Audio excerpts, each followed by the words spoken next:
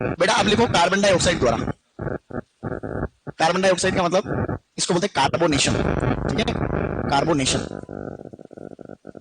Carbonation का मतलब होता है कार्बोनेशन, कार्बोनेशन CAR लिखना हुआ, कार्बोनेशन। जैसे कोल्ड ड्रिंक्स आती है ना, जैसे अपन कोका कोला, पेप्सी, इनके अंदर कार्बन डाइऑक्साइड गैस आती है,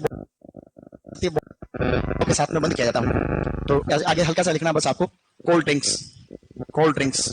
तो कोल्ड ड्रिंक्स के अंदर इसकी मात्रा काम में आती है 1 से 8 ग्राम, 1 से 8 ग्राम प्रति लीटर के हिसाब से। 1 लीटर कोल्ड ड्रिंक्स के अंदर 1 से 8 ग्राम काम में लेते हैं। इन कोल्ड ड्रिंक्स को फिर बोलते हैं कार्बोनेटेड ड्रिंक्स। क्या बोलते हैं?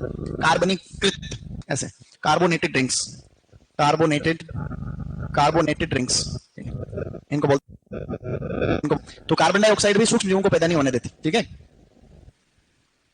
अब ये कार्बो, अब एक लास्ट और बची विधि अपने, अगली विधि लिखो आप लोग, जिसका नाम है विकिरणों द्वारा। तो कार्बन डाइऑक्साइड की मात्रा को हम लोग बहुत ज्यादा दबाव के साथ में बंद करते हैं तो सूक्ष्म जीव पैदा नहीं होता उसमें अधिक दबाव में, ठीक है, CO2 में। अब लास्ट विधि है विकिरणों के द्वारा, ठीक है। विकिरणों को हम लोग बोलते हैं बाई रेडिएशन, बाई रेडिएशन, ठीक है, बाई रेडिएशन, परिरक्षण रेडिएशन के द्वारा। तो कई प्रकार की ऐसी विकिरणें होती हैं जो कि उनकी बहुत कम मात्रा जब खाद्य पदार्थ में डाली जाती है तो खाद्य पदार्थ में उपस्थित सूक्ष्म जीव मर जाते हैं, ठीक है। तो इसका अन्य नाम एग्जाम में आएगा, 100% चांस है। इसको अन्य नाम कौन कौन से हम लोग जानते हैं विकिरण के द्वारा? तो जो एग्जाम में आता है वो तो ये होता है कि इसको कहते हैं अपन ठंडी जीवाणु विहीनीकरण, ठंडी जीवाणु विहीनीकरण, ठंडी जीवाणु विहीनीकरण, इसी विधि को कहते हैं। अंग्रेजी में इसको कहते हैं कोल्ड स्टेरिलाइजेशन, कोल्ड स्टेरिलाइजेशन, ठीक है, कोल्ड स्टेरिलाइजेशन। तो इस विधि के अन्य नाम में एक तो कोल्ड स्टेरिलाइजेशन, ये सबसे इंपॉर्टेंट है, जो कि पूरे चांस, ऐसा लिख भी सकते हो आप, सुपरवाइजर 2026 परिरक्षण से प्रश्न आएंगे भाई साहब, अच्छे आने चाहिए मेरे हिसाब से। तो किस विकिरण के द्वारा किए जाने वाले भंडारण को हम और क्या कहते हैं? तो हम ठंडी जीवाणु विहीनीकरण या कोल्ड स्टेरिलाइजेशन। अन्य नाम और भी है, जैसे इसको इरेडिएशन भी कहते हैं, इरेडिएशन, इरेडिएशन, या इसको हम लोग बोलते हैं, इरेडिएशन के अलावा हम इसको कहते हैं स्टूडेंट्स क्या? रेडुराइजेशन। याद नहीं रखोगे तो भी चलेगा, रेडुराइजेशन, ठीक है, रेडुराइजेशन।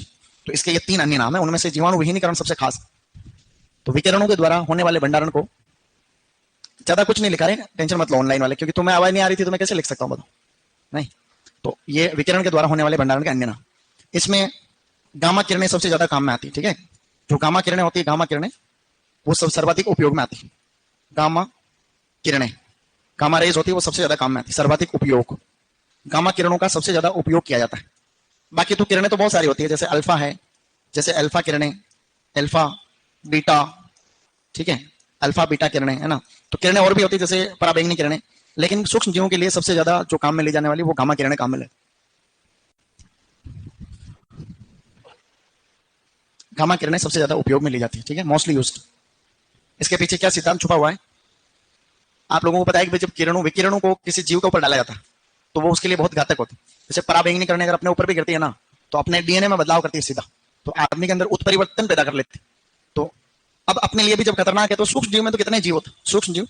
तो जैसे ये खाने का डब्बा है, ठीक है, खाद्य उत्पाद, उस उत्पाद के ऊपर जब पराबैंगनी किरणें या गामा किरणें डाली जाती है तो उस खाद्य उत्पाद में पाए जाने वाले जो सूक्ष्म जीव होते हैं वो खत्म हो जाते हैं। एक तो हम गर्म करते हैं 100 से ज्यादा, उसको स्टेरिलाइजेशन कहते हैं। एक हम इसमें ठंडे माहौल में ही खत्म कर रहे हैं, वही काम, सारे सूक्ष्म जीवों को ठंडे में ही मार रहे हैं, तो उसको हम लोग बोलते हैं कोल्ड स्टेरिलाइजेशन। ये लिख लिया होगा सबने। तो विधियां इस प्रकार से होती समाप्त। तो अब हमने पहला तो इंट्रोडक्शन पढ़ा था, उसके बाद सिद्धांत और विधियां पढ़ी थी, अब डिब्बा बंदी पढ़ेंगे। लिखो डिब्बा बंदी, डिब्बा बंदी। अब अगला चैप्टर दूसरा स्टार्ट हो रहा है इसमें, और अगले डिब्बा बंदी की प्रक्रिया आपको याद रखनी, फल सब्जियों की डिब्बा बंदी। टॉपिक को भी ऐसे डालो, फल सब्जियों की डिब्बा बंदी, फल सब्जियों, फल सब्जियों की डिब्बा, फल सब्जियों की डिब्बा बंदी। Canning of fruits and vegetables, अंग्रेजी में बोलते हैं इसको कैनिंग, ठीक है, Canning of fruits, Canning of fruits and vegetables, Canning of fruits and vegetables. अब हम डिब्बा बंदी पढ़ेंगे, ध्यान से सुनना सब लोग।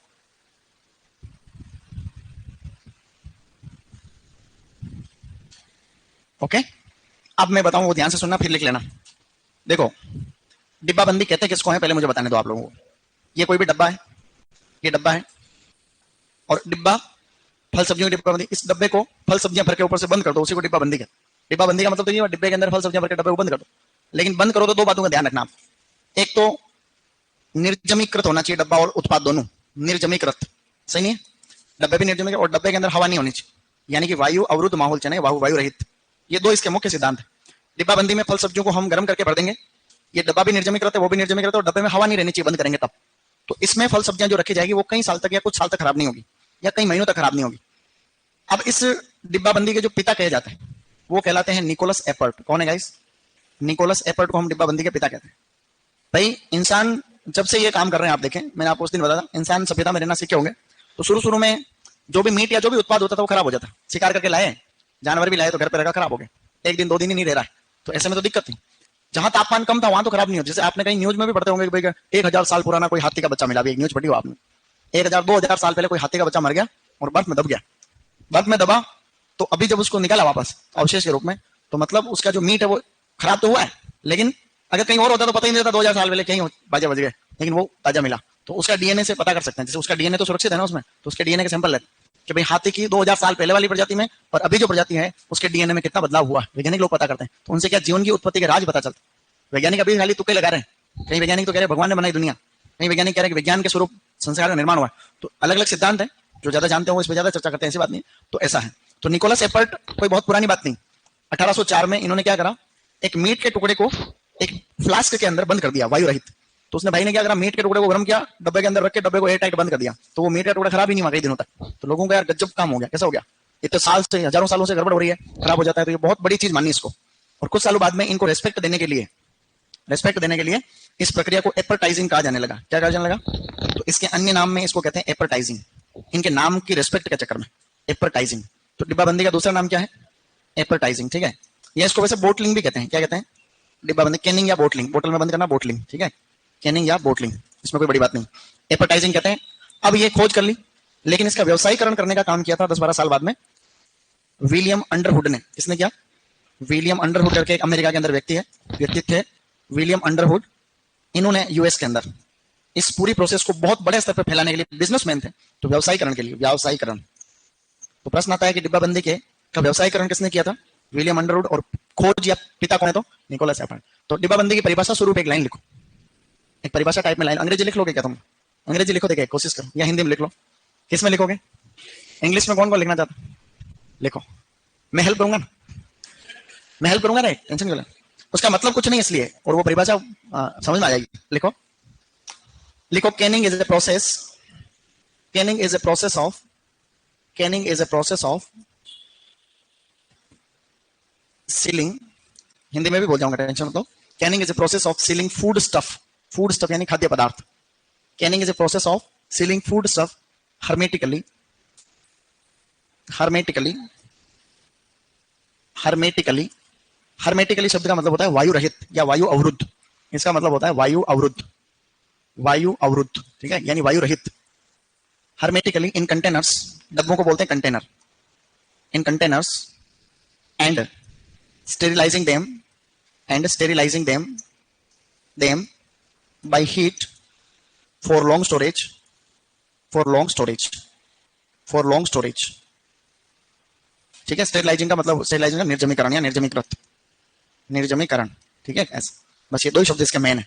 सो canning is the process of sealing यानी बंद करना, सीलिंग यानी बंद करना खाद्य पदार्थों को वायु रहित डब्बों के अंदर, और उसके बाद में उनको स्टेरिलाइज करना ताकि लंबे समय तक उनको हम भंडारण कर सकें।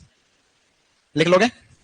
ये इसकी परिभाषा एग्जाम में नहीं आती इसलिए लिखा रहा हूं, अगर आती होती तो मैं तुम्हें और हिंदी में भी लिख, हिंदी में भी बोल जाऊंगा, अभी बोल रहा हूं।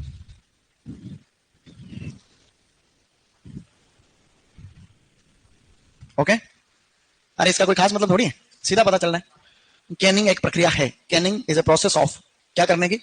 खाद्य पदार्थों को बंद करने की, खाद्य पदार्थों को वायु रहित डब्बों में बंद करने की प्रक्रिया है, और उसके बाद में उनको अधिक तापमान के द्वारा हीट यानी गर्म करके स्टेरिलाइज करना ताकि लंबे समय तक भंडारण कर सके। कोई खास बात? बस इसमें 2 ही शब्द मैंने, एक तो वायु रहित डब्बे और एक निर्जमीकरण। अब आप लोग वो आगे वाला लिखो, ये सबने लिख लिया था, गुड। थोड़ा सीखो, कुछ न कुछ तो सीखा कम से कम, सही नहीं? अंग्रेजी में एक लाइन भी नहीं लिखी अपने आज दिन तक। आप लोगों में से कितने ऐसे हैं जिन्होंने अपने मन से एग्जाम को छोड़ करके, मन से कहीं जगह देख के कुछ सीखने के लिए अंग्रेजी की कुछ लाइनें लिखी? बताओ कितने ऐसे हैं जिन्होंने कभी भी अपने खुद के मन से कुछ आधा पेज में अंग्रेजी का लिखा हो कि मैं अंग्रेजी सीखने की कोशिश कर रहा हूँ, लिख। तो फिर तुम्हारी अंग्रेजी भी की गलती 7 महीने में तो बहुत होता है, 7 महीने, 7 साल चाहिए तुम लोग? 7 महीने नहीं है, 1 महीने बाद करना था कि 6 महीने तक करो, सही नहीं? 6 महीने काफी है इसके लिए, काफी चीजें पहले भी आती है, जेट सीटी की तैयारी कर रखी है, उसको क्या चाहिए 1 महीने में। ये 12वीं किताब में कुछ नहीं दे रखा अभी तक जो बताया आपको, ये डिब्बाबंदी कैसे की जाती है, ठीक है। तो मैं आपको डिब्बाबंदी की प्रक्रिया बता रहा हूँ। डिब्बाबंदी की प्रक्रिया।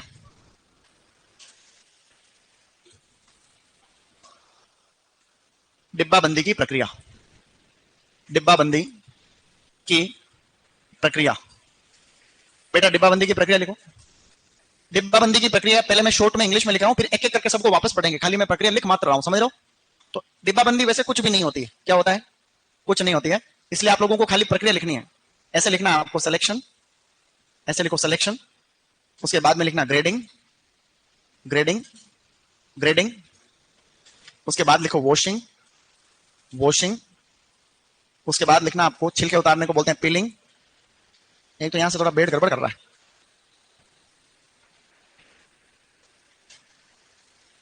पीलिंग, पीलिंग, अरे बात नहीं रहे, लिखो तुरंत पीलिंग। उसके बाद लिखो ब्लांचिंग, ब्लांचिंग, ये प्रक्रिया लिख रहा हूं, पहले क्या करेंगे बाद में क्या करेंगे अभी समझाऊंगा मैं इसको। ब्लांचिंग के बाद में कूलिंग, उसके बाद में आपको करना है फिलिंग, डब्बे में भरना। फिलिंग करेंगे तभी अपन सिर्पिंग या ब्राइनिंग करेंगे। सिर्पिंग, सिर्पिंग या ब्राइनिंग, सिर्पिंग या ब्राइनिंग। आगे बढ़ेंगे, उसके बाद हम लोग करेंगे एग्जॉस्टिंग, एग्जॉस्टिंग, एग्जॉस्टिंग के बाद लिखेंगे अपन सीलिंग, सीलिंग, उसके बाद में प्रोसेसिंग,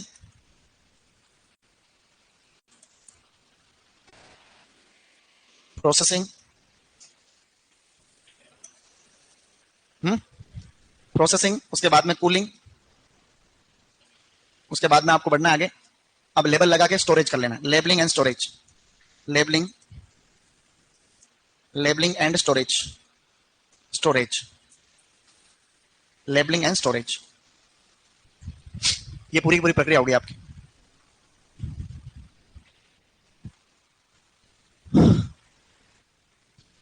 सर हम जान लगा देंगे पर सुपरवाइजर बन के रहेंगे। तुम तो जान मत लगाना, क्योंकि सुपरवाइजर माना कि नहीं भी बने तो कम से कम जान तो बची रहेगी। तुम सुपरवाइजर नहीं बने, जान भी चलेगी, फिर जान मत लगाना, कोशिश करना बस। और भाई 2 लाख में से सबका तो होगा नहीं, 1100 का ही होगा। भाई कितने लोगों का सिलेक्शन होगा? 1100 का ही होगा। तो अगर 2 लाख लोग जान लगा देंगे तो फिर कहाँ जाएगी वैकेंसी, तो भग जाएगी 1100।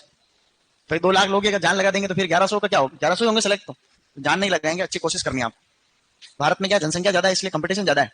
आप लोगों में अयोग्यता नहीं है, कंपटीशन ज्यादा है। तो ऐसा तुम्हारे माना किसी के, अब सुपरवाइजर में किसी के 1 नंबर ज्यादा आया तो वो तो होशियार, 1 नंबर कम बन गया तो उसका सिलेक्शन नहीं हुआ, तो वो कमजोर थोड़ी हुआ। तो इसलिए क्या है कि जनसंख्या ज्यादा है, इसलिए संसाधन जितने हैं उसके अनुपात में अपन ज्यादा हो रहे हैं, तो इसलिए लोड मत लो। अब इसका मतलब समझा रहा हूँ, 10 सेकंड और है आपके पास लिखने के लिए। और डिब्बाबंदी है तो इंपॉर्टेंट, इसमें लिखा हुआ था क्या सिलेबस में? क्या सिलेबस में लिखा हुआ डिब्बाबंदी? देखो देख, लेकिन डिब्बाबंदी से प्रश्न आने के चांस पूरे हैं। टेस्ट सीरीज मैंने आप, मैं बार बार रिपीट कर रहा था पिछले बैच में भी, जो भी स्टूडेंट अपने यहाँ पढ़ रहे हैं, तो जब भी अपने सुपरवाइजर की टेस्ट सीरीज चालू होगी ना, उस टेस्ट सीरीज में आप सभी को बढ़ चढ़ के पार्टिसिपेट करना, क्योंकि वो पेपर बनाएंगे अपन, तो मैं उसमें काफी ध्यान रखूंगा। तो कोशिश करेंगे कि तुम्हारी और अच्छी प्रैक्टिस हो जाए, ठीक है? तो टेस्ट सीरीज सब ज्वाइन करना। अब सुनो, अब मेरी बात को सुनना ध्यान से। डिब्बाबंदी है इसमें, डिब्बाबंदी ठीक। डिब्बाबंदी होती क्या है तो आप देखना, डिब्बाबंदी का मतलब यह है कि भी फल सब्जियों को उसी रूप में अपन डिब्बे में बंद कर रहे हैं ताकि खराब नहीं हो लंबे समय के लिए। तो या तो फलों की डिब्बाबंदी होगी या सब्जियों की होगी, दोनों की एक साथ नहीं होगी। तो फलों को हम अम्लीय कहते हैं, सब्जियां क्षारीय होती हैं। तो सबसे पहले फलों को लेना है। ग्रेडिंग का मतलब होता है छांटना या श्रेणीकरण, अच्छे अच्छे को छांट लो, दोनों। धोने के बाद में जरूरी है तो छिलका उतार लो। छिलका उतार के उनको पानी में उबालना है 2 से 5 मिनट के लिए, ठीक है? उबालने के बाद में थोड़ा ठंडा करके डब्बे में भर देते हैं। डब्बे में भरने के बाद में, अब यहाँ देखना, डब्बे में भर दिया आपने। अब डब्बे में भर दिया तो अगर फल है तो उसमें चाशनी डालते हैं, चाशनी को अंग्रेजी में सिर्फ कहते हैं, तो चाशनी डालने को सिर्पिंग। और अगर सब्जियों की डिब्बाबंदी करिए तो नमक का घोल डाल, नमक के घोल को ब्राइन कहते हैं, इसलिए ब्राइनिंग। तो या तो सिर्पिंग करेंगे या ब्राइनिंग करेंगे, यानी ऊपर चाशनी वगैरह डाल दी। अब उसमें से वायु निष्कासन करेंगे, गर्म करेंगे डब्बों को तो हवा बाहर निकल जाएगी, और गर्म गर्म डब्बों को हम लोग बंद कर देंगे। सीलिंग का मतलब बंद करना। बंद करने के बाद में डब्बों को पानी में गर्म करते हैं, एक बार बढ़िया से गर्म करते हैं, उसको बोलते हैं प्रोसेसिंग। और प्रोसेसिंग के बाद में ठंडा करके लेबल लगा करके स्टोर कर देते हैं। क्या कोई खास बात? कुछ नहीं है, मतलब बिल्कुल सिंपल है, लेकिन कुछ बातों का ध्यान जरूर रखना रहता है इसमें, बाकी है कुछ भी नहीं है।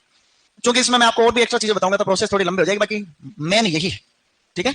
तो प्रश्न दूंगा मैं टेस्ट में, डिब्बाबंदी के निम्न चरणों को क्रम से जमाओ, तो आपको क्रम से जमाना पड़ेगा। और अगर जैसे यहाँ पर भी कूलिंग है और यहाँ पर भी कूलिंग है, 2 बार कूलिंग है, तो अगर आपको कूलिंग आ जाए तो इस कूलिंग को आपको सही मानते हुए फिर आगे बढ़ना है। कूलिंग तो दोनों टाइम पर करते हैं, ठंडा तो करते ही है, लेकिन ये कूलिंग ज्यादा मान्य है, ठीक है? चलो अब हम लोग आगे बढ़ते हैं। तो पहला लिखो फर्स्ट पॉइंट, फल सब्जियों का चुनाव। पहला पॉइंट था सिलेक्शन, था ना, सिलेक्शन, तो इसलिए अपन लिख रहे हैं फल सब्जियों का चुनाव। सिलेक्शन को बोलते हैं चुनाव, फल सब्जियों का चयन या चुनाव, ठीक है। और फल सब्जियों के चयन में यूं रहता है भाई सारी किस्में तो होती नहीं है डब्बाबंदी के लिए। तो जैसे आम होता है, आम, उस आम की जैसे दशहरी किस्म है, दशहरी, ठीक है, जिनका रंग अच्छा होता है वो दशहरी है। केसर आम है जैसे, अल्फांसो वगैरह है, ये जिनका रंग अच्छा होता है वो इसके लिए अच्छी मानी जाती है, सबसे अच्छी मानी जाती है दशहरी, ठीक है। तो ऐसे लिखना, आपको लिख लेना साथ में कि मतलब आम की कुछ किस्में अच्छी मानी जाती है। पीली गाजर अच्छी मानी जाती है डिब्बाबंदी के लिए, पीली गाजर। जो बहुत अच्छे सफेद सलजम होते हैं वो अच्छे माने जाते हैं, सफेद सलजम, ठीक है। सफेद सलजम, सलजम, ठीक है, शाबाश, सफेद सलजम। ये अपने को याद रखना है थोड़ा बहुत कि फलों का चयन करेंगे, अच्छे अच्छे फल सब्जियों का आपको चयन करना है, जो कठोर हो, ठीक ठीक पके हुए हो। तो सभी किस्में तो अच्छी रहती नहीं है, तो जैसे पीली गाजर अच्छी रहती है, सफेद सलजम अच्छा रहता है। एक पॉइंट और याद रखना है, सबसे ज्यादा जो डिब्बाबंदी की जाती है, सर्वाधिक डिब्बाबंदी। तो सर्वाधिक डिब्बाबंदी जो होती है वो हम फलों के अंदर, फलों में और सब्जी में। फल में तो पाइनएप्पल की होती है सबसे ज्यादा डिब्बाबंदी, और सब्जी में मटर की होती है। तो आपको मटर याद रखना है इसमें, मटर का प्रश्न आता है कि सबसे ज्यादा कौन सा डिब्बाबंदी किया जाता है, मटर। तो सबसे ज्यादा डिब्बाबंदी होती है मटर की। तो हमने चयन कर लिया है अपनी आवश्यकता के अनुसार, ठीक है। तो सबसे ज्यादा डिब्बाबंदी हुई मटर की।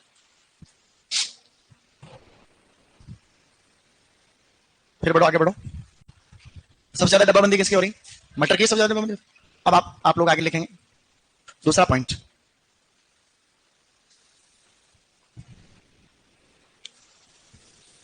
हाँ, कौन कौन सिलेबस को हाथ में लेके पढ़ता है। जैसे सिलेबस हाथ में का मतलब सामने है और फिर पढ़ रहे हो आपकी, उसको रोज देखते हो। जैसे कि सिलेबस में जैसे कोई पॉइंट लिखा हुआ है कि सिलेबस में ये पॉइंट है, तो उस पॉइंट के बारे में तुम्हारे पास नोट्स है कि नहीं है, क्या उसके प्रश्न हल करने के लिए है कि नहीं है। तो आपको क्या टॉपिक, सिलेबस के अनुसार टॉपिक देखते हुए आपको मैटर पढ़ना है पहले तो, और फिर प्रश्न हल करने। जरूर नहीं कि सारा मैटर आता है, लेकिन आप जैसे नोट्स बनाते हैं तो कहीं ऑब्जेक्टिव प्रश्न ऐसे आ जाते हैं जो अपने नहीं पढ़ रखे, क्योंकि सारी चीज थोड़ी पढ़ लेते हैं अपन। तो उस ऑब्जेक्टिव करने से भी अपने को आइडिया मिलता है, हाँ ये भी बात इस टॉपिक से संबंधित है। तो धीरे धीरे टॉपिक, प्रश्न हल करने से धीरे धीरे आपका टॉपिक क्लियर होता जाता, नहीं होता। तो जहां कभी ऑब्जेक्टिव किताबें तो हिंदी की ले आओ, जीके की ले आओ, हल करते रहो उसको, क्या समझे, ताकि तुम्हारा बेसिक क्लियर होता रहे। क्योंकि एक नाम 4 बार टकराने पे फिर दिमाग में जाता है सही जगह।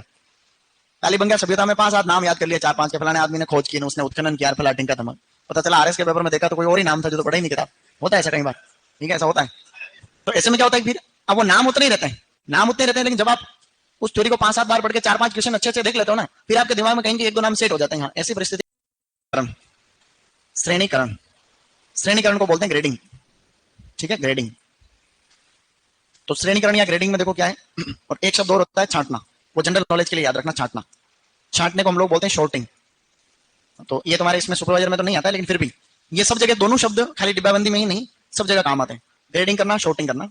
तो अब आप लोग लिखो कि अंतर क्या है। ग्रेडिंग में लिखो, फल सब्जियों को रंग, वजन व आकार के आधार पर अलग करना। फल सब्जियों को रंग, वजन व आकार के आधार पर अलग करना। फल सब्जियों को रंग, वजन व आकार के आधार पर अलग करना। मतलब जैसे जैसे मान लो कि यहाँ पे बहुत सारे फल सब्जियां हैं, ठीक है, ये लो मैं बना देता हूँ बहुत सारी, इसका कोई लॉजिक नहीं है, बना रहा हूँ। तो अब क्या है कि इनमें से आपको एक जैसों को छांटना है, ठीक है। तो इनको अलग छांटना है, इसको अलग छांटना है, ऐसे कोई साइज में बड़ा है तो अलग करना है, रंग वगैरह। तो ग्रेडिंग कहते हैं इसको, मशीनें भी आती है, ग्रेडिंग मशीन आती है आजकल, तो उसको तो बोलेंगे ग्रेडिंग। और इसमें इसका मतलब होता है खराब खराब को छांटना। सीधा मतलब क्या होता है, इसमें लाइन लिखो, क्षतिग्रस्त, क्षतिग्रस्त, रोगग्रस्त व अपरिपक्व फल सब्जियों को अलग करना। क्षतिग्रस्त, रोगग्रस्त व अपरिपक्व फल सब्जियों को अलग करना, मतलब छांटना, कुल मिला खराब खराब को छांट के फेंकना। तो क्षतिग्रस्त, रोगग्रस्त और वह अपरिपक्व फल सब्जियों को अलग करना, अपरिपक्व फल सब्जियों को अलग करना। ये दोनों ही प्रश्न बड़े बड़े एग्जाम में आए हुए हैं। ग्रेडिंग का मतलब होता है कि भाई रंग के आधार पर अलग अलग टुकड़ों में, लोट में, ढेरियों में जमाना, क्या कहलाता है ग्रेडिंग। कि फल सब्जियों को परिपक्वता के आधार पर, रोगग्रस्तता के आधार पर, पकने के आधार पर अलग कर लेते हैं, उनको क्या कहते हैं अपन, शॉर्टिंग कहते हैं, ठीक है। कच्चे को छांट के फेंकना, कच्चा अपने काम का नहीं है, हटाना उसको, कोई रोग कीट लगा हुआ है उनको हटाना, वो ग्रेडिंग। अब ग्रेडिंग शॉर्टिंग करने के बाद में हम उनको क्या करते हैं गाइस, क्या लिखा हुआ उसमें, वॉशिंग। तीसरे नंबर पे आएगा धुलाई, धुलाई नहीं धुलाई, धुलाई को बोलते हैं वॉशिंग, ठीक है। तो बस वॉशिंग। फल सब्जियों को स्वच्छ पानी से अच्छे तरीके से धोते हैं, लिखना नहीं है, ऐसा समझना आपको, अच्छे से ही धोएंगे। फल सब्जियों को स्वच्छ पानी से धोते हैं। चलो आगे, चौथा पॉइंट लिखो, छिलका उतारना। अब हम उसका छिलका उतारेंगे, उसको बोलेंगे पिलिंग, छिलका उतारना। छिलका उतारने को अंग्रेजी में पिलिंग कहते हैं, छिलके को पील कहते हैं, इसलिए पिलिंग। अब अलग अलग प्रकार से छिलका उतारा जाता है। वैसे तो आपको घर पे अगर कर रहे हो तब तो कुछ ही नहीं उतारना जाता है, नॉर्मली छिलका उतारना रहता है, लेकिन प्रक्रिया है तो पढ़ना पड़ेगा। हाथ से छिलका उतारने को हैंड पिलिंग बोलते हैं। हाथ से अगर छिलका उतारोगे तो हैंड पिलिंग, भाप में गर्म करोगे तो स्टीम पिलिंग, स्टीम पिलिंग, स्टीम पिलिंग का मतलब भाप के अंदर, ठीक है, वाष्प या भाप, वाष्प पिलिंग कहते हैं इसको, ठीक है। इसके अलावा एक होता है जिसको हम लोग कहते हैं फ्लेम पिलिंग, छिलके को जला देते हैं, उसको कहते हैं फ्लेम पिलिंग। और एक होती है उसमें ले पिलिंग, LYE, ले पिलिंग, ठीक है, ले पिलिंग। तो अंग्रेजी ही याद रखनी इनकी। तो ऐसे जिनका हम लोग जो है मशीन में नहीं उतार सकते छिलका, तो हाथ से उतारना पड़ता है, जैसे आम पपीता वगैरह में, आम में और पपीता में हम छिलका हाथ से उतारेंगे। भाप के अंदर हम उतारेंगे आलू टमाटर, ठीक है, ऐसे लिख लो, आलू टमाटर में हम छिलका उतार रहे हैं हाथ से। फ्लेम पिलिंग में छिलका को जला देंगे, प्याज लहसुन, तो प्याज लहसुन का छिलका जला देंगे, ठीक है, शाबाश, ये लो छिलका अलग जला दिया। अब ले पिलिंग जो होती है, उस ले पिलिंग में हम NaOH के विलयन में उबालते हैं, 1 से 2% NaOH, 1 से 2% NaOH काम में लेते हैं और उसमें हम लोग बॉईल करते हैं, ठीक है, NaOH। तो प्रश्न ये याद रखा एग्जाम में एक बार कि ले पिलिंग के अंदर कौन सा रसायन काम में लेते हैं, NaOH। फर्स्ट ग्रेड में प्रश्न आया था कि फ्लेम पिलिंग किसमें की जाती है, तो प्याज लहसुन में की जाती है, ठीक है। ले पिलिंग किसमें करते हैं वो आपको याद नहीं रखना, फिर भी इधर लिख रहा हूं मैं आपको, जैसे गाजर वगैरह है, जैसे माल्टा वगैरह है, जैसे शकरकंद वगैरह है आदि, शकरकंद ऐसे। तो गाजर माल्टा शकरकंद, गाजर माल्टा शकरकंद NaOH के विलयन में उबालते हैं। तो ये दोनों प्रश्न आए हुए हैं, प्रथम श्रेणी के एग्जाम में आया था प्रश्न कि फ्लेम पिलिंग किसमें करते हैं अपन, तो प्याज लहसुन में करते हैं, छिलके को जला देते हैं, फ्लेम यानी आग की लपटों से जला देते, ये है। क्या कोई खास बात है क्या?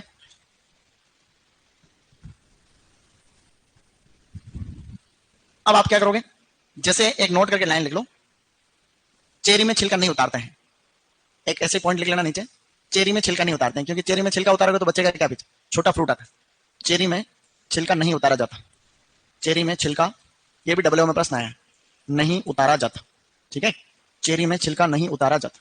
सो cherry is not peeled before canning, तो कैनिंग से पहले हम लोग चेरी का छिलका नहीं उतारते।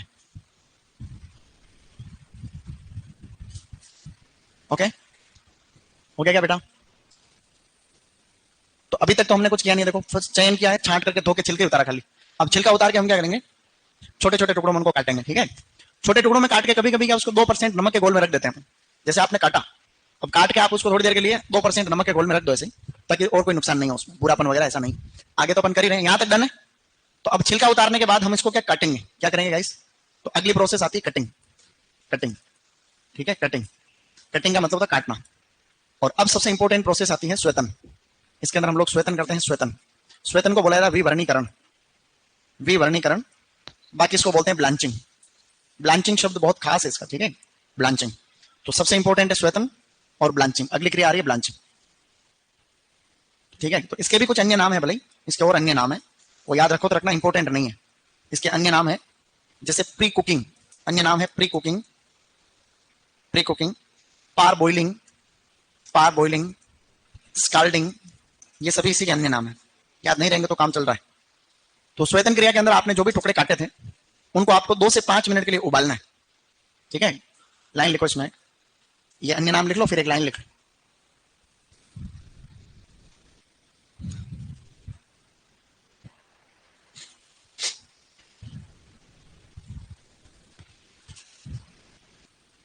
बोलो, कटे हुए फल सब्जियों को, कटे हुए फल सब्जियों को 2 से 5 मिनट तक, कटे हुए फल सब्जियों को 2 से 5 मिनट तक गर्म पानी में उबालकर, गर्म पानी में उबालकर, कोष्टक में लिखना 82 से 90 डिग्री सेंटीग्रेड, 82 से 90 डिग्री सेंटीग्रेड, कटे हुए फल सब्जियों को गर्म 2 से 5 मिनट तक गर्म पानी में उबालकर, कोष्टक में लिखना 82 से 90 डिग्री सेंटीग्रेड, उबालकर ठंडे पानी में डालना, उबालकर ठंडे पानी में डालना, ब्लांचिंग कहलाता है, ब्लांचिंग कहलाता है, ठीक है, ब्लांचिंग कहलाता है। फल सब्जियों को, कटे हुए फल सब्जियों को 2 से 5 मिनट तक गर्म पानी में उबालना, 82 से 90 डिग्री सेंटीग्रेड, उबालकर ठंडे पानी में डालना, ठीक है, ब्लांचिंग कहलाता है। अब ये ब्लांचिंग कोई छोटी मोटी चीज नहीं है, बहुत इंपॉर्टेंट है। सर ऑनलाइन वालों को भी देख लो, मैं तुम्हें तो देख रहा हूं, क्या हुआ, आवाज गई, आवाज किस किस को नहीं आ रही ऑनलाइन में, आवाज नहीं गई, तुम्हें ऐसे लग रहा है, एक जने को लग रहा है। अब इसके लिखो, अब हम ब्लांचिंग करते हैं, इसके उद्देश्य लिखो, ब्लांचिंग के उद्देश्य या लाभ, ब्लांचिंग के उद्देश्य या लाभ, ठीक है। अब ब्लांचिंग के उद्देश्य और लाभ में पहला सबसे इंपॉर्टेंट उद्देश्य लिखो, प्राकृतिक एंजाइम को, प्राकृतिक, प्राकृतिक एंजाइमों को, प्राकृतिक एंजाइमों को निष्क्रिय करना, प्राकृतिक एंजाइमों को निष्क्रिय करना, ठीक है, मुख्य रूप से हो गया प्राकृतिक। ये सबसे इंपॉर्टेंट ये उद्देश्य है कि एंजाइम्स जो होते हैं उनको निष्क्रिय करना। कोष्टक में अपन एंजाइम का नाम लिख रहे हैं, पीपीओ, पॉलीफिनॉल ऑक्सीडेज, मुख्य रूप से जैसे कि पॉलीफिनॉल ऑक्सीडेज, जिसकी वजह से भूरापन होता है ना, तो पॉलीफिनॉल ऑक्सीडेज, ऑक्सीडेज इस एंजाइम की वजह से होता है भूरापन। भूरापन, कटे हुए फल सब्जियों में भूरापन होता है, जैसे कि सेब वगैरह में, सेब में, बैंगन में, आदि में, जैसे कि सेब बैंगन। तो ये एंजाइम का नाम लिखा मैंने, पीपीओ, पॉलीफिनॉल ऑक्सीडेज। मुख्य रूप से इस एंजाइम को निष्क्रिय करना रहता है। सर सबको क्लियर आ रही है, कोई दिक्कत नहीं, ठीक है। तो अगर किसी एक को आवाज अगर बीच बीच में माना कि एक आधे के रुक गई है, तो कान में से उंगली डाल के यूं करने का नहीं। किसी एक को रुक गई तो उसका मेरे पास क्या इलाज बताओ। तो ये सबसे इंपॉर्टेंट, ये प्रश्न अब तक सबसे ज्यादा बार पूछा गया, ध्यान रखना कि ब्लांचिंग का मुख्य उद्देश्य क्या है। तो जो नेचुरल एंजाइम्स होते हैं जिनकी वजह से भूरापन होता है, ऑक्सीकरण की क्रिया होती है, तो ये एंजाइम है जिसकी वजह से भूरापन होता है। दूसरा लिखो, इसका दूसरा उद्देश्य लिखो, सूक्ष्म जीवों को निष्क्रिय करना, सूक्ष्म जीवों को निष्क्रिय करना या नष्ट करना। ऐसे देखो, सूक्ष्म जीवों को निष्क्रिय करना, सूक्ष्म जीवों को निष्क्रिय करना, निष्क्रिय करना या नष्ट करना, लेकिन नष्ट होंगे नहीं, निष्क्रिय होंगे इसमें ज्यादातर केस। तो सूक्ष्म जीवों को निष्क्रिय करना, निष्क्रिय करना, नष्ट करना, उससे कोई दिक्कत नहीं, ठीक है। अगला लिखना, रंग व सुगंध में सुधार आता है। लाभ है इसी का, रंग व सुगंध में सुधार आता है, रंग व सुगंध में सुधार आता है, रंग व सुगंध में सुधार आता है, रंग व सुगंध में सुधार आता है, ठीक है। कभी कभी रंग चला भी जाता है, मतलब ये पॉइंट इतना प्रभावी नहीं है, मतलब किस्मों के अनुसार, फलों के ऊपर, ये दो तो ही है। इसके अलावा रंग में सुधार आता है, जैसे पालक है, मटर है, मटर का रंग अच्छा विकसित हो जाता है, मस्त, ठीक है। ब्रोकली नहीं होती, ब्रोकली, उसका भी रंग अच्छा विकसित होता है, तो रंग विकसित भी होता है, कहीं में उड़ भी जाता है। अब इसके लिखो नुकसान, ये तो फायदे हो गए, एक नुकसान लिखना है। बहुत सारे नुकसान है लेकिन फायदे ज्यादा है, बहुत सारे नुकसान होंगे तो फिर करेंगे क्यों इसको। तो नुकसान में एक मेन नुकसान है, लिखो, नुकसान मुख्य रूप से है कि जल में घुलनशील, जल में घुलनशील पदार्थ, जल में घुलनशील पदार्थ जैसे शुगर, जैसे कि शुगर यानी चीनी, जल में घुलनशील पदार्थ जैसे चीनी, और एक पिगमेंट होता है एंथोसाइनिन, एंथोसाइनिन, ठीक है, ऐसा, ठीक है। नुकसान में लिखना है, जल में घुलनशील पदार्थ जैसे चीनी और एंथोसाइनिन में कमी आ जाती है, क्योंकि जब गर्म करते हैं तो वो उनकी मात्रा पानी में निकल जाती है, पानी के अंदर निकल जाती है, ठीक है, ऐसा। तो ये ब्लांचिंग हो गई, और ब्लांचिंग के जस्ट बाद में अपन ठंडा कर देंगे, जिसको क्या बोल रहे हैं अपन, कूलिंग, तो उसके बाद में कूलिंग कर लेंगे। तो ये ब्लांचिंग हो गई। इसके बाद में अगला पॉइंट आपको लिखना है, डिब्बे में भरना। क्या तुमने लिख लिया था, टॉपिक डालो, डिब्बे में भरना, डिब्बे में भरना, डिब्बे में भरने को बोला जाता है फिलिंग। अब हम डिब्बे में भर रहे हैं बेटा, शाबाश, उसको एक सेकंड के लिए समझना है, बाद में लिखना है। अब डिब्बे में भरने का काम हमने गर्म करते ही, ठंडा करते ही कर दिया ना। तो ये कोई भी डब्बा है बेटा, शाबाश, ये डब्बा है। इस डब्बे के अंदर हमने या तो फल है या सब्जी है, वही तो है, या तो हम फलों का भंडारण करते हैं, सब्जियों का करते हैं। तो हमने इसके अंदर माना कि फलों का किया है, तो उसमें चाशनी मिलाएंगे। क्या मिलाएंगे, सिरप, और चाशनी को सिरप कहते हैं। तो इस प्रक्रिया को बोलेंगे सिरपिंग। क्या बोलेंगे, सिरपिंग बोलेंगे। तो फलों के केस में हम लोग सिरपिंग करते हैं। हमने इसमें अगर फल मिलाए हैं तो ऊपर से चाशनी मिलाएंगे। सिरपिंग का मतलब होता है कि चाशनी, ठीक है, चीनी का घोल, चीनी का घोल हम लोग इसे कहते हैं एक तरीके से। तो 3 प्रकार का चीनी का घोल काम में लिया जाता है। वैसे वो 20 से 55% तक होता है। कितना होता है, हाँ, 33% अगर है 33 तो वो हल्की चाशनी, 40% है मध्यम, 50% गाढ़ी चाशनी। 3 प्रकार की चाशनी काम में लिया। हम लोग सिरपिंग जनरली फलों के केस में करते हैं, अम्लीय उत्पादों में। किसमें करेंगे, तो अम्लीय जितने भी उत्पाद होते हैं, अम्लीय उत्पाद, उसके अंदर हमेशा सिरपिंग की जाती है। और अम्लीय उत्पादों में आता है फल, फल प्लस टमाटर। क्या आएगा गाइस, तो मुख्य रूप से आपको फल याद रखना, ठीक है। फलों के केस में हम लोग सिरपिंग करते हैं। अगर हमने क्या भर रखा है, सब्जियां हैं, तो ऐसे केस में हम नमक का घोल भरते हैं, उसको कहते हैं ब्राइन। क्या कहते हैं, ब्राइन कहते हैं। तो लगभग 2% जो नमक का घोल होता है उसको हम ब्राइन बोल रहे हैं, 2% नमक का घोल। तो नमक का घोल अगर हमने ऊपर से गरम गरम डालेंगे तो उसको बोला जाता है ब्राइनिंग। क्या बोलेंगे, नमक के घोल डालने को ब्राइनिंग बोलते हैं। और ऐसा हम लोग करते हैं क्षारीय उत्पादों में, ठीक है, शाबाश। तो क्षारीय उत्पाद, क्षारीय उत्पाद में क्या आती है गाइस, सब्जियां। अरे सब्जियां होती है क्षारीय, सुन रहे हो क्या। तो ऐसा हम लोग करते हैं सब्जियां, ये मेन यही बात है। अब आप लोग क्या करोगे कि डब्बे को आपको खाली रखना है। अब आपने ये भरा है ना ऊपर से मटेरियल, अब मटेरियल भरा, एक प्रश्न आता है एग्जाम में, तो यहाँ से हम डब्बे को थोड़ा खाली रखेंगे ऊपर से। ये यहाँ से अपने डब्बे को खाली रखते हैं भरते समय, तो उसको बोला जाता है हेड स्पेस। क्या बोलते हैं, डब्बे को खाली रखने को बोला जाता है हेड स्पेस। तो हेड स्पेस हम लोग रखेंगे आधे से पौन इंच। कितना रखेंगे, आधे से पौन इंच। ये प्रश्न है दोनों ही केस में, इधर भी ये सेम है, इधर भी आपको ये लिखना, इधर भी यही लिखना। ये प्रश्न एग्जाम में आता रहता है कि डिब्बा बंदी करते समय, सिटिंग ग्राइंडिंग करते हैं अपन, तो डब्बे भरते हैं, तो डब्बे को ऊपर से कितना खाली रखते हैं, आधे से पौन इंच डब्बे को खाली रखते हैं। उसके बाद में कितने तापमान रहता है जब ये करते हैं, तो 79 to 82 डिग्री सेंटीग्रेड, दोनों ही केस में 79 टू 82 डिग्री सेंटीग्रेड गर्मा गर्म रहता माहौल। तो यहाँ पे एक प्रश्न आता है कि ब्राइन किसको कहते हैं? नमक के घोल को कहते हैं। सिरपिंग का मतलब चाशनी मिलाना, ब्राइनिंग का मतलब नमक के घोल को मिलाना। तो फलों के अंदर तो करते हैं सिरपिंग, सब्जियों में हम लोग करते हैं ब्राइनिंग। बस इतना ही, इसको लिखना है, इसका आगे में साथ ही लिखना है। तो 1 मिनट में इसको लिख लो, सिरपिंग या ब्राइनिंग। सर आज की क्लास ऐसी लग रही है जैसे कोई पुरानी मूवी चल रही है, पूरापन नहीं आए तो 2% नमक। अभी आपने डब्बे को बंद नहीं करना है, ठीक है, और डब्बे में से हम हवा को बाहर निकालेंगे, ठीक है। इसके बाद का पॉइंट लिखो, जैसे डिब्बे में भर दिया, साथ ही सिरपिंग ब्राइनिंग होगी। अब लिखो आगे वायु निष्कासन, वायु निष्कासन या निर्वात। इसे छूट रहा है क्या बेटा? अब लिखो वायु निष्कासन या निर्वात। डिब्बाबंदी की प्रक्रिया अपनी चल रही थी, शाबाश। और उसी डिब्बाबंदी की प्रक्रिया में अगला काम आता है वायु निष्कासन, और वायु निष्कासन को हम लोग कहते हैं निर्वात। डब्बे में से हवा को बाहर निकालना, निकालना निर्वात कहलाता है। और इसी को हम लोग एग्जॉस्टिंग कहते हैं, एग्जॉस्टिंग। तो एग्जॉस्टिंग का मतलब होता है हवा बाहर निकालना। तो एग्जॉस्टिंग के आगे तुम लोग लाइन लिखो, लाइन लिखो कि डब्बों से हवा को बाहर निकालना इतने लिखना बस, लाइन नहीं है, खाली यूं है कि डब्बों से हवा को बाहर निकालना। तो हम डब्बे से हवा को बाहर निकालने को एग्जॉस्टिंग बोलेंगे। तो ये हमने एक पानी का कोई भगोना गर्म करेंगे, और उसके बाद में हम लोग उसको गर्म करेंगे पानी को, ठीक है। तो ये हम लोग इसको डब्बे को गर्म करने की कोशिश कर रहे हैं। डब्बे को जब गर्म करते हैं, डब्बे का मतलब पहले भगोने में पानी, उस पानी के अंदर हमने डब्बे रखे हुए, लेकिन अभी इन डब्बों को हमने बंद नहीं किया, क्योंकि डब्बों के अंदर मटेरियल भरा हुआ है, ठीक है। ऐसे पानी में उन डब्बों को रखना है। तो जैसे क्या होगा कि इसको पानी को हम गर्म जैसे जैसे करेंगे, और डब्बों के अंदर से हवा बाहर निकल जाएगी ऐसे। तो ये हवा बाहर निकल रही, उस समय इस भगोने के अंदर जो पानी होगा उसका तापमान तो थोड़ा ज्यादा पहुंच जाता है, लगभग 82 से 100 डिग्री सेंटीग्रेड तक। और जो इसके अंदर मटेरियल भरा है इसका तापमान 82 से 87 डिग्री सेंटीग्रेड तक पहुंच जाता है। तो हम इसको गर्म कर रहे हैं, और गर्म करेंगे तो हवा बाहर निकल जाएगी, निकलेगी नहीं निकलेगी? तो हवा बाहर निकली। अब आपने क्या करना है, गर्मा गर्म डब्बों को बंद करना है। तो डिब्बे बंद करने को बोलते हैं सीलिंग। क्या बोलते हैं? हाँ, तो डिब्बे बंद करना, डिब्बे बंद करने की प्रक्रिया का नाम है सीलिंग। ऐसे जब आप डब्बे को बंद कर रहे हो तब तापमान आपका 74 डिग्री सेंटीग्रेड से कम नहीं होना चाहिए। 12वीं किताब के हिसाब से 70 डिग्री सेंटीग्रेड से कम नहीं होना चाहिए, नहीं तो हवा वापस घुस जाएगी। एक मशीन आती है डबल सीमर, क्या नाम है?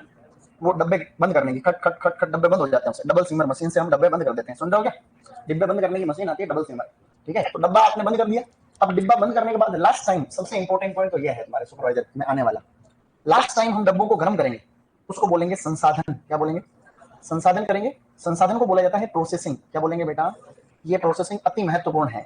प्रोसेसिंग में फलों को तो गर्म करते हैं 100 डिग्री सेंटीग्रेड पे, फल यानी कि अम्लीय उत्पाद 100 डिग्री सेंटीग्रेड पे, और सब्जियों का संसाधन किया जाता है 115 से 121 डिग्री सेंटीग्रेड, 115 से 121। ये प्रश्न पहले खूब बार रिपीट हुआ है, अब और होगा कि फलों को हम कितने तापमान पे संसाधित करते हैं 100, और सब्जियों को कितने पे करते हैं 115 से 121। अति महत्वपूर्ण। ध्यान ये भी रखना है कि जब हम सुखा रहे थे ना, सुखा रहे थे तब सब्जियों का तापमान जो था वो फलों से कम, और यहाँ पर सब्जियों का तापमान फलों से ज्यादा है। तो ये फल 100 है और सब्जियां 115 से 121। फटाफट गर्म करेंगे, और गर्म करने के बाद में हम इसको ठंडा कर देंगे, एकदम से ठंडा करेंगे, उसको बोलेंगे कूलिंग। क्या बोलेंगे? बस ये हमने ठंडा करना, ठंडा करने को बोलते हैं कूलिंग। एकदम से ठंडा करना उसको 39 डिग्री सेंटीग्रेड के ऊपर। कितने पे करना है? 39 डिग्री सेंटीग्रेड के ऊपर उसको ठंडा करेंगे, और फिर लेबल लगा के भंडारण करेंगे। तो अभी आप क्या करोगे? वायु निष्कासन तुमने लिख लिया। क्या वायु निष्कासन में ये ऐसा थोड़ा बनाने की इच्छा है तो उसको बना सकते हो। उसको बनाने में आपको लिखेंगे 15 सेकंड। भगोना बनाना है, भगोने में पानी का तापमान 82 से 100 डिग्री है, और इसके अंदर ये, इससे क्या हवा बाहर निकल रही है। वायु निष्कासन का मतलब हवा को बाहर निकालते ही। तो इसके लिए 15 सेकंड है। उसके बाद में अगला पॉइंट लिखना, डिब्बे बंद करना, उसमें मैं लाइन बोलूंगा।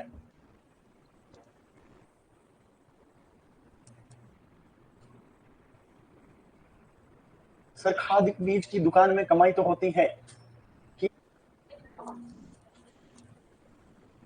सर आवाज रोज के जैसी नहीं आ रही, अब क्या करूं भाई, मैं क्या कर सकता हूँ? अब मैं तो चाहता हूँ कि आवाज अच्छी है, लेकिन अब वक्त बदल गया, जज्बात बदल गए, क्या करें हैं?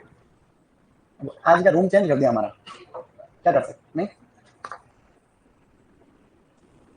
उस कमरे में आज CH1 वाले बच्चे बैठे, CH1 लोग अपन वहीं रहना चाहते हैं। इसमें लाइन बोल रहा हूँ, सीलिंग में लाइन लिखो।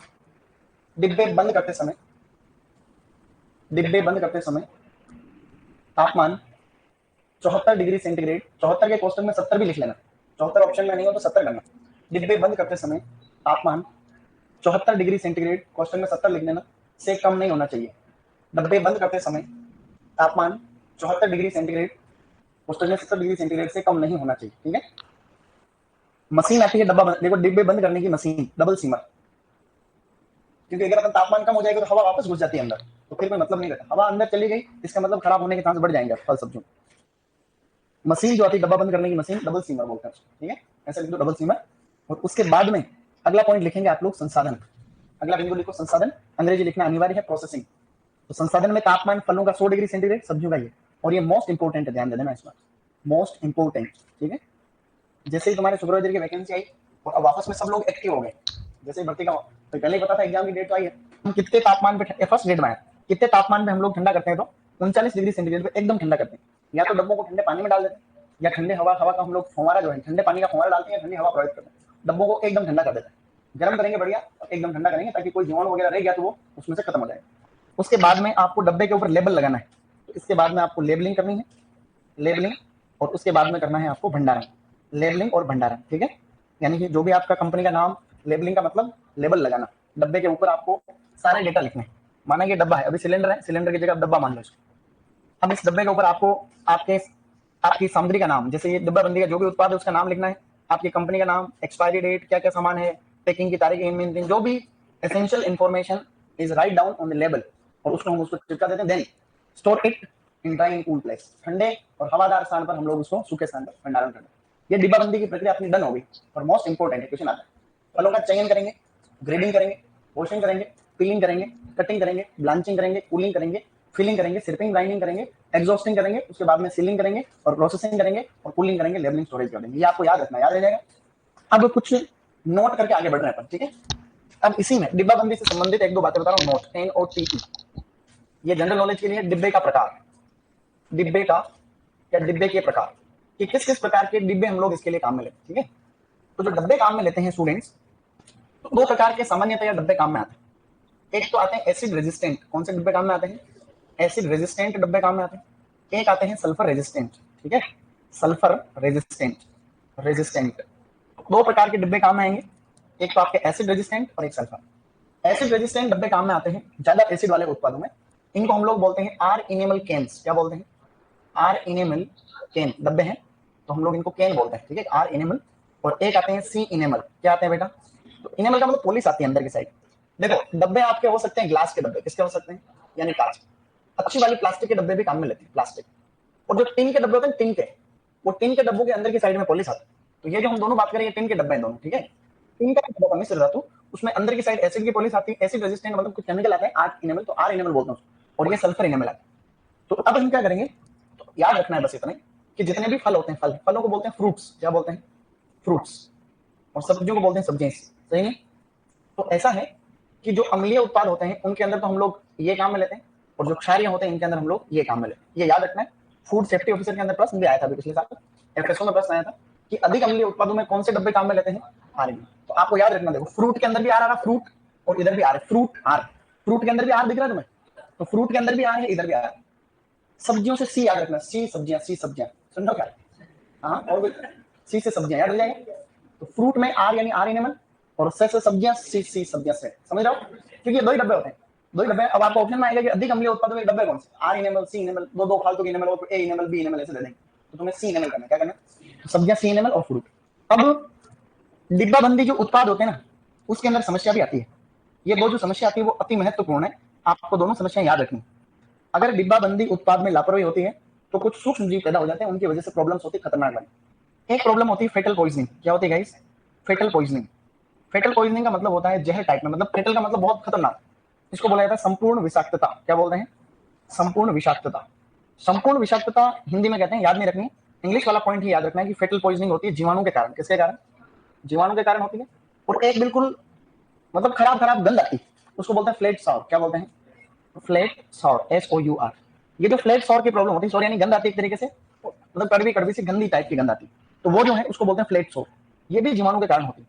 तो ये दोनों ऐसे जीवाणु होते हैं जो उच्च तापमान से भी नष्ट नहीं होते, उनकी वजह से दिक्कत होती है कभी कभी। इस जीवाणु का नाम है क्लोस्ट्रीडियम बोटुलिनम। क्लोस्ट्रीडियम बोटुलिनम जीवाणु का नाम है ना, जिसकी वजह से फेटल पॉइजनिंग होती है, क्लोस्ट्रीडियम बोटुलिनम, ठीक है, शाबाश। और ये आता है बेसिलस, बेसिलस स्टीरियोथर्मोफिलस, ऐसे लिखा हूं मैं, बेसिलस स्टीरियोथर्मोफिलस, थर्मोफिलस। तो ये दोनों ही प्रश्न आ रखे हैं एग्जाम में, इसलिए मैंने दोनों का एग्जांपल आपके सामने लिख लिया। सुपरवाइजर में आने के चांस कम रहते हैं, बड़े एग्जाम में रेगुलर आते हैं ये क्वेश्चन। ये दोनों प्रश्न आते हैं इसलिए लिखे हैं, ये तो एसएफ के पेपर के अंदर, और ये भी मैंने पढ़ रखा है किसी एग्जाम में। तो प्रश्न क्या आया हुआ है कि डिब्बाबंद उत्पादों में, डिब्बाबंदी उत्पादों में फेटल पॉइजनिंग के पीछे कौन सा जीवाणु है, तो क्लोस्ट्रीडियम बोटुलिनम। जहर टाइप पैदा, उसको बोलते हैं बोटुलिज्म। क्या बोलते हैं, बोटुलिज्म हो जाता है, तो वो बनता है क्लोस्ट्रिडियम बोटुलिनम नामक जीवाणु के कारण, और फ्लैट सोर किसके कारण आती है, बेसिलस स्टीरियोथर्मोफिलस, ऐसा लिखना आप। अब इसको लिख डालोगे।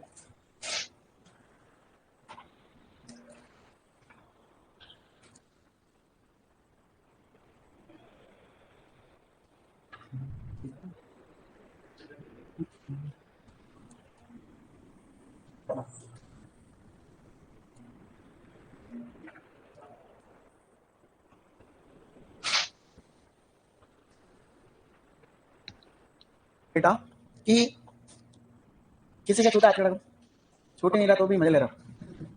अब नोट करके 2-3 पॉइंट लिखने से, मीटर लिखने जैसे जैसे एक तो होता है जेल मीटर, नाम सुना जेल मीटर का। एक होता है रिफ्रेक्टोमीटर, रिफ्रेक्टोमीटर, और एक होता है सेलोमीटर। ठीक है, ये 3 मीटर लिख लो। सेलोमीटर तो जेल मीटर तो जेली में काम में आएगा पेक्टिन की जांच करने, तो इससे हम लोग करते हैं पेक्टिन परीक्षण, पेक्टिन परीक्षण। ठीक है, यानी पेक्टिन की जांच करेंगे। रिफ्रेक्टोमीटर से मापा जाता है TSS, total soluble solid, total soluble solid, TSS, कुल घुलनशील ठोस पदार्थ को मापते हैं हम लोग रिफ्रेक्टो हैंड रिफ्रेक्टोमीटर से। इसे मापते हैं हम लोग नमक की सांद्रता, नमक की सांद्रता। ठीक है, और इससे हम लोग नमक की सांद्रता को मापते हैं। देर आर ये 3 मीटर है, ये आते रहते हैं प्रश्न, जैसे जेल मीटर आता रहता है, रिफ्रेक्टोमीटर, ये दोनों ज्यादा आते हैं। ये अक्सर किसी न किसी एग्जाम में साल में एक बार आते ही। ओके, अब आगे बढ़ो। अब जेम और जेली, अब क्या है जेम जेली।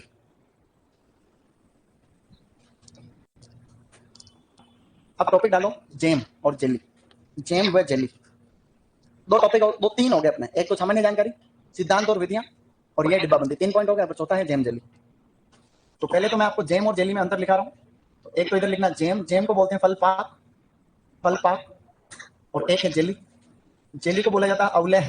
क्या बोलते हैं, तो मैं यहाँ पे एक टेबल बना रहा हूँ, मेरे साथ ही लिखना अलाउ रहेगा। अगर आपने ये टेबल भी याद कर ली ना, तो आपके बहुत फायदा हो जाएगा। इस फायदा कितना होगा, बहुत ज्यादा। ये टेबल याद कर लो खाली, तो प्रश्न आने के ज्यादातर जो चांस है वो यहीं से होते हैं।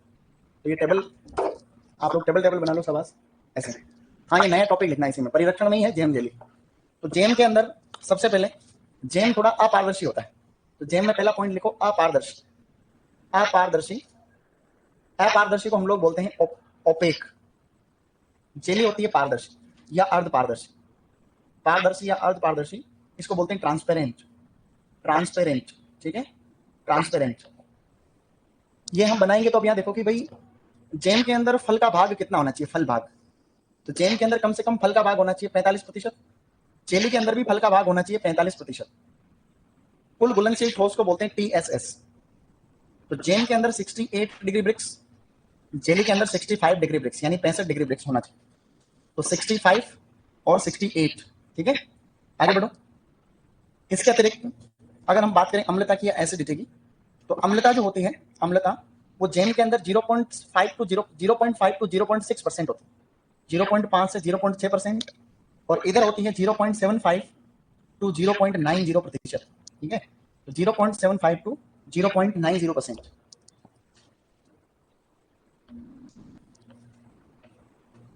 अब आपको लिखना है इनका मुख्य अंश क्या होता है, मुख्य अंश।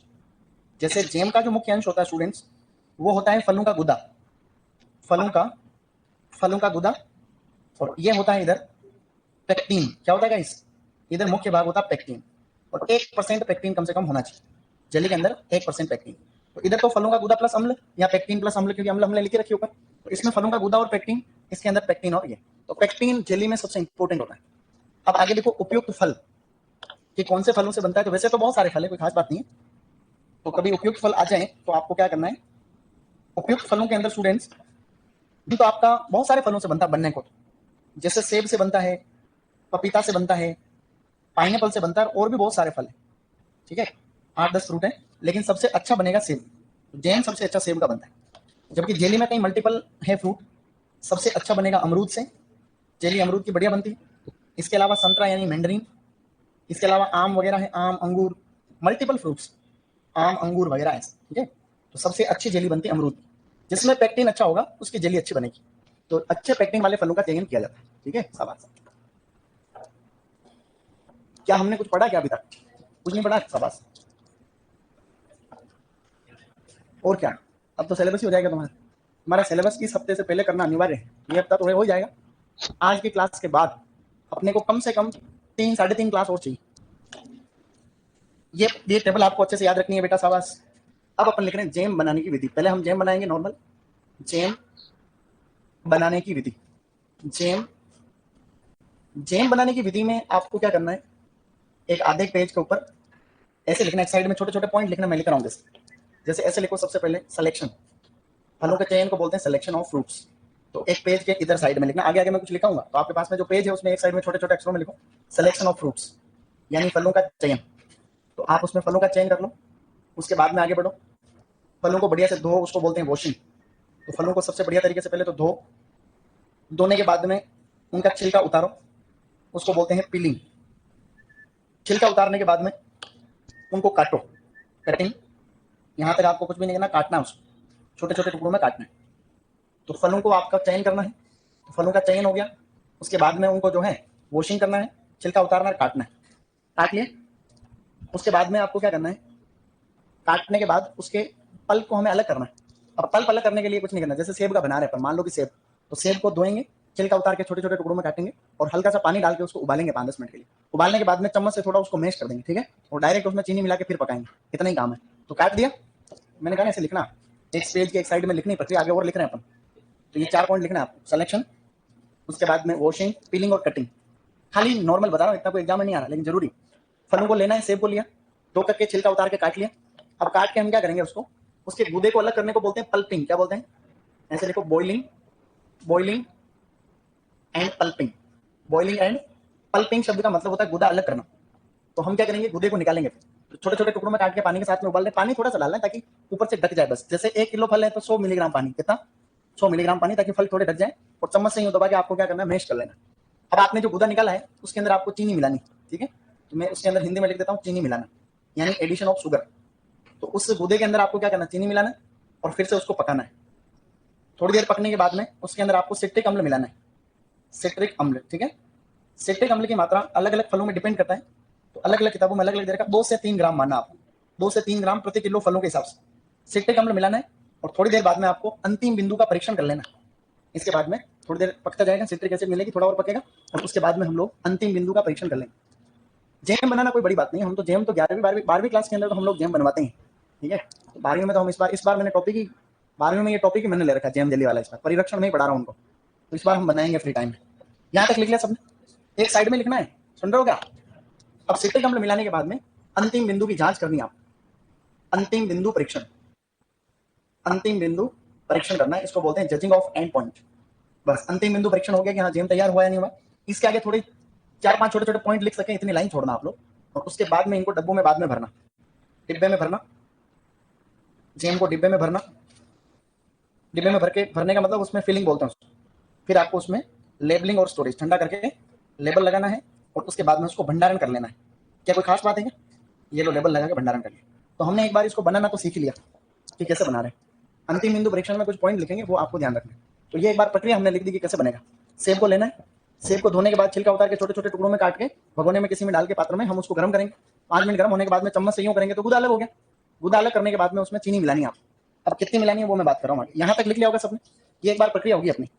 अब प्रक्रिया हो गई, अब फलों का जो चयन कर रहे हैं इसमें अधपके फल काम में लेने हैं। कैसे लेने हैं, अधपके फल काम में लेने हैं, फर्मली राइप, फर्मली राइप, ठीक है। मान लो कि आपने सेब लिया, क्या लिया गाइस, सेब है तो ये सेब ले लिया, ठीक है, कोई दिक्कत नहीं। अब आपने इसको धो करके छिलका उतार के हम काट रहे हैं, यहाँ तक लिख लिया क्या। तो अधपके फल ले लिए, जैसे सेब लेना आपको, स्वच्छ फल होने चाहिए, खराब नहीं होने चाहिए, रोगग्रस्त नहीं होने चाहिए, बढ़िया फल होने चाहिए, ये बात है। अब आपने उसमें चीनी मिलानी, तो चीनी मिलाने में आपको 2 बातें ध्यान रखनी। अगर मीठे फल है जैसे कि सेब, मीठे फल जैसे कि सेब पपीता वगैरह, तो मीठे फलों के अंदर हम लोग चीनी मिलाएंगे 750 ग्राम पर केजी फलों के हिसाब से। समझ गए तुम, 1 किलो अगर फल है तो कितनी चीनी मिलाओगे। जैसे कि करोंदा, फालसा, जो खट्टे फल होते हैं, खट्टे फल जैसे करोंदा, तो खट्टे फलों में हम लोग 1.25 केजी प्रति किलो के हिसाब से, 1 किलो फल है तो 1.25 किलो चीनी मिलाएंगे। कितनी मिला रहे बेटा, 1.25 किलो चीनी, और उसको फिर मिला के पकाएंगे। बस ये लिखना आपको, पकते समय सिट्रिक एसिड मिला देंगे, नहीं तो नींबू निचोड़ देंगे उसको, ठीक है। और थोड़ी देर पकने के बाद में अंतिम बिंदु की जांच कर लेंगे। तो अंतिम बिंदु की जांच अपन और बाद में करेंगे। क्या कोई खास बात, ये बिल्कुल सरल होता है। वैसे घर पे बनाना तो बहुत इजी काम है, आप लोग घर पे बनाना, अभी रक्षाबंधन में बना के बताना मेरे को, सही है। रक्षाबंधन पे घर पे तुम जेम बनाना, नहीं बनाओ 2-3 दिन जाओगे तो इसमें कि महीना थोड़ी लगता है भाई, ये तो घंटा लगता है।